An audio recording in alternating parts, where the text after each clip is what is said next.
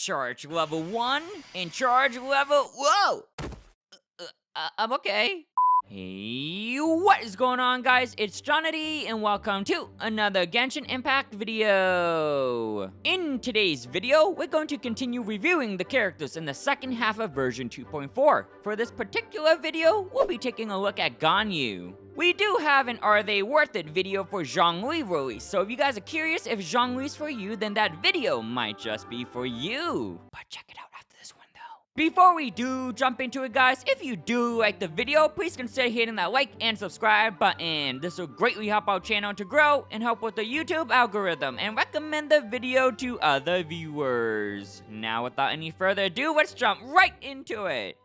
When it comes to being flexible in terms of DPS or support, one such character that always comes to mind is the Adeptus and Secretary of the Yuhai Pavilion, Ganyu! And for the right reasons as well. Ganyu is a bow user who wields the cryo element, immediately having access to the cryo resonance for 15% crit rate against enemies that are affected by cryo or frozen. One of the top resonance to have if you can maintain these conditions. Cryo in its own right is already a flexible element because you have access to freeze, which stops targets with mobility like Rift Hounds or reverse melt for more damage. Whichever the case, you can't go wrong with either elemental reactions because both reactions are great and can easily build a team around Ganyu. We'll touch base on team building shortly, but first, I want to move on to her abilities to understand Ganyu's playstyle. Understanding a character's playstyle first is very important because it'll help with team building and deciding best in slot for artifacts. Her normal attack, Routine Archery, performs up to 6 consecutive shots. Since she's a bow user, it is expected of her to be a ranged character.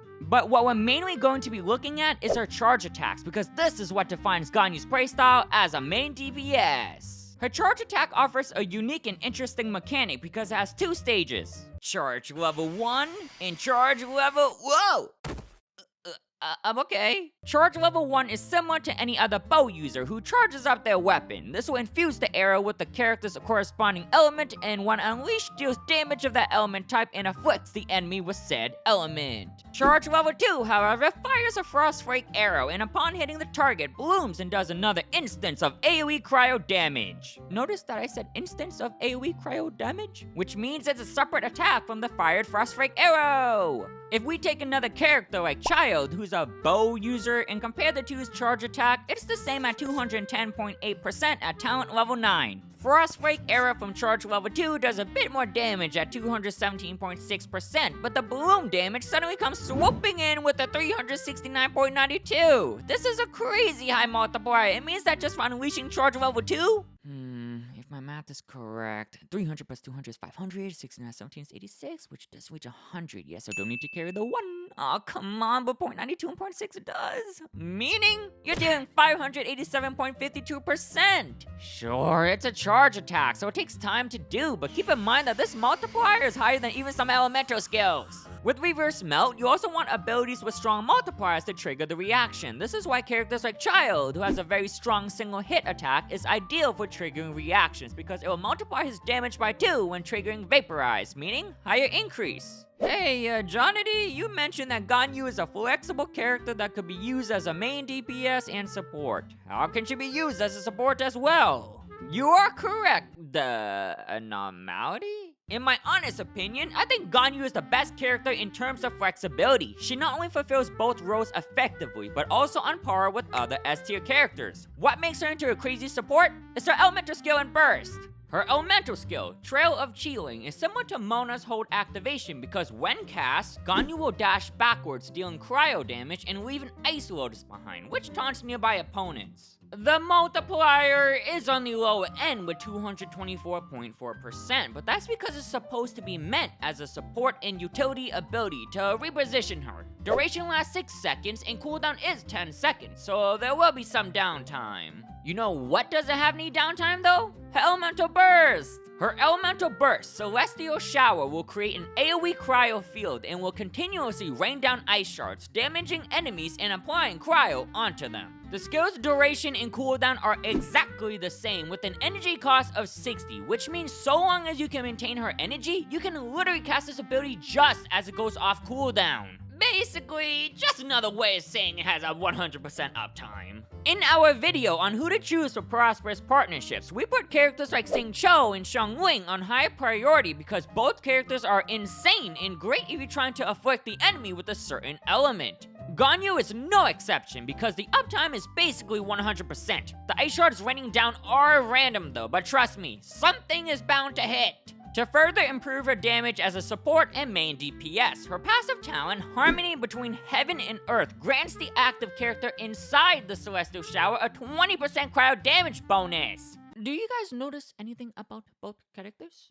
Well, outside of their Adeptite garments, they both can be used as each other's support or DPS. With the release of Shenhe, she really changed how cryo can be used, providing a damage boost, resistance shred, everything you could want with a cryo team. It's as if they were both meant to be on the same team. With this passive talent, Ganyu will provide support for your cryo characters, as well as getting a free damage increase because the size of Celestial Shower is huge. The size of this AoE field is no joke, and even as big as, say, Albedo's Solar Isotoma. Her other passive talent, Undivided Heart, is mainly used to boost her damage as a main DPS because when you fire a Frostfrake arrow, Frostfrake arrows and blooms afterwards will have their crit rate increased by 20%.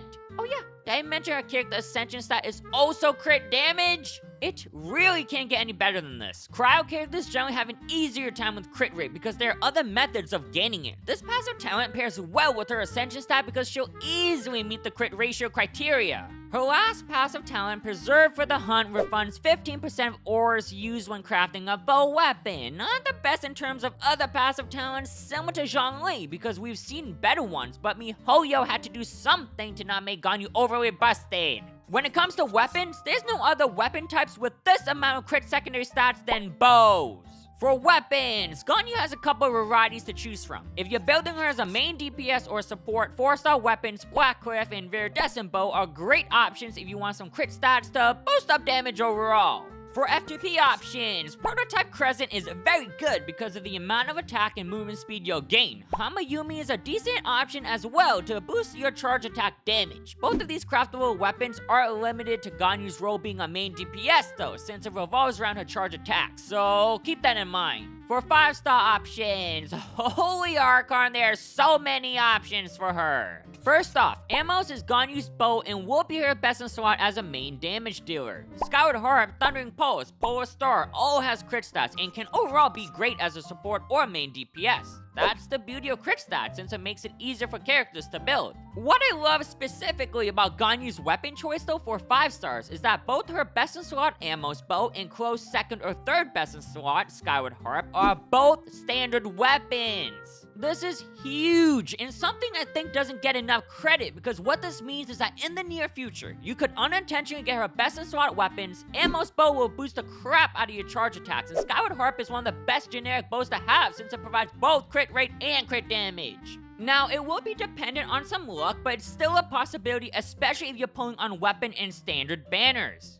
For artifacts, Blizzard Strayer and Wanderer's Troop are gonna be her best in slot. Blizzard Strayer will work wondrous with a freeze team comp and will basically resolve all of your crit rate issues.